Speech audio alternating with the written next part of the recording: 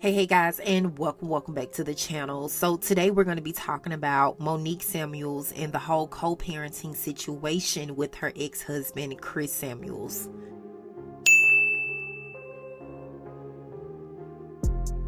Yes, you're going through it now. So am I, honey. It's not easy. It's not easy at all, especially if you've been the more dominant parent the whole time, and now this space is new, and honestly it's new for both parents. It's new for me because even though I was the dominant parent in my situation, this is still my first time being a mom on my own. You know what I'm saying? This is the first time for that father to be a father on their own. Our children are also learning who mommy and daddy are apart from each other, which can be a whole nother thing. So it gets better, but it takes time. It takes a lot of patience, because people comment and they say, oh, y'all are doing such a good job. Oh, this, oh, that. That's what y'all can see, because I'm not going to show y'all where we're not doing a good job on Instagram. Like, come on. How does ego work with co-parenting? Oh, listen, honestly, it serves me nothing if I am trying to fight against the other parent in a co-parenting relationship. It serves me nothing if my children feel uncomfortable, whether it's with me or with their father. It doesn't serve me. So ego goes out the window when it comes to co-parenting, because at the end of the day, especially because now co-parenting has entered the chat, we really have to work as much as a team as we can to make sure that our children have what they need. They are first priority. I don't care about your ego, and I've left mine at the door. This is still my first time being a mom on my own.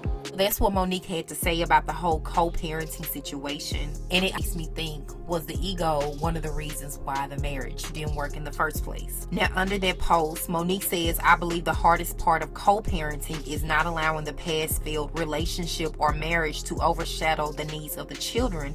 You must put the ego to the side and do the inner work necessary to heal and show up for your children. You're not just sharing your children, you are parenting them together. There's a huge difference. And someone wanted to give Monique her flowers, honey, I guess, for putting this information out there about how she's growing through the whole co-parenting situation. And the person says, yes and amen. Show them as co-parents what you didn't or couldn't as a married couple. And Monique says that's the ideal, but it can be challenging when it was already a challenge within the failed marriage, yet still we rise. And honey, I just want to say, every chance that Monique gets, honey, don't she mention that it was a failed marriage? I feel like saying that it's a failed marriage, yes, that's the outer layer that we see. That's the big picture, because if you're not a success and you're a failure, but what contributes to a failed marriage?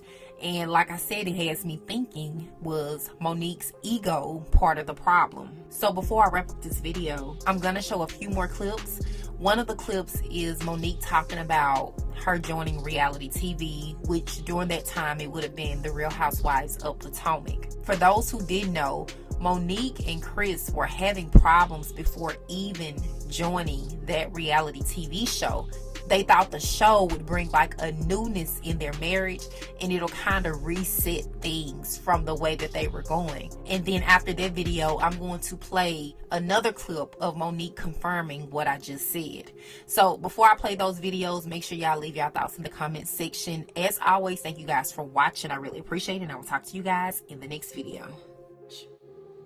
I had a very big ego when it came to my marriage and what it looked like to others.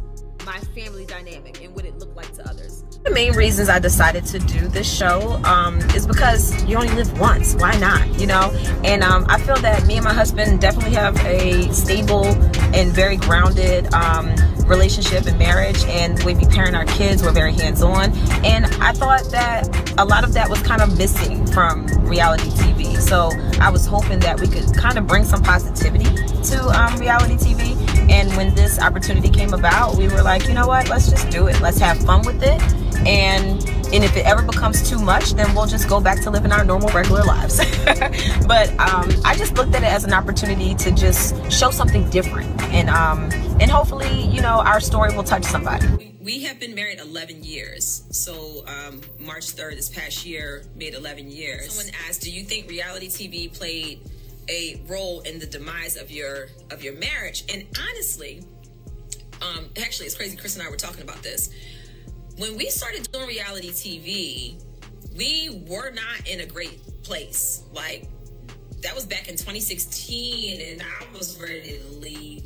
I was ready to dip out. Like, I was very upset, and it was for different reasons. Like, back then, it was just like we weren't dating anymore. Like, the connection felt like it was gone. It was like all about the kids. I had just had Milani. And then once we started doing reality TV, in so many ways, and I've said this before in an interview with Bryce Sanders with ET, Entertainment Tonight, in so many ways, doing RHOP actually gave our marriage new life, because it really got us out the house. It gave us something else to focus on. We were having fun again, you know. When we were filming and doing couples things, we were like hanging out and dating, and you know, it kind of gave us new life. So honestly, it added more years on to our marriage. But then when you have deep-rooted issues, they tend to resurface, you know? So they never really go away just because you have more things to do or you get busier. And that's pretty much what happened. We got busy, and all the activity overshadowed some of the major issues that we were dealing with because we really didn't have time to address it. So yeah, I wouldn't say that reality TV was a factor in why we are where we are. I wouldn't agree with that at all. Actually, it gave us years. Money's not everything. And for the longest, the way I was raised is putting a lot of emphasis on money. Money doesn't cure anything. You know, whatever issues you have, the money's only gonna magnify it. It is what it is. And once I entered into this marriage, I kind of looked at money as like, look what I brought to the table. Look what I brought, you know. So I overlooked a lot of small things that Monique was saying for years. And really, I looked at them as being small, but they were really big. And now we have a situation where Monique has kind of built up a wall in a sense, because I overlooked all of these small things, but really they're big things that have been built up. So let's take money out of the equation. True enough, I played ball, I made good money, we have a great lifestyle, but it's more to that. It's small things that needed to be addressed. And Monique is basically holding my feet to the fire on the show. So I can sit back and be stubborn and just say, no, we got some money, blah, blah, blah. We take trips, we have this, we have that. But no, at the end of the day, we need to be happy. And I realized it was a reality check. It is certain things that I needed to, and I'm willing to change those things. I'm up for the challenge. And we got a little bit of money too at the end. So we'll be straight in the end, because I am going to focus on some of the things I need to change. Listen, if I was a gold digging chick and all I wanted to do was spend money, then I wouldn't be sitting here trying to basically grow together. Like, the whole point to me of being married is because we're supposed to be able to push each other to be great.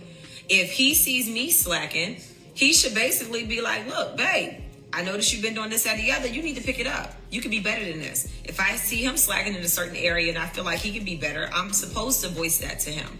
So it's supposed to be like that. If I just wanted Chris for his money, then I would just be spending his money. I wouldn't be sitting here even trying to have conversations with him after conversation after conversation, pouring out my heart to him so that he can understand, hey, I'm willing to do whatever it is that you need in our marriage, but hey, I need what I need as well. So, and that's been the struggle.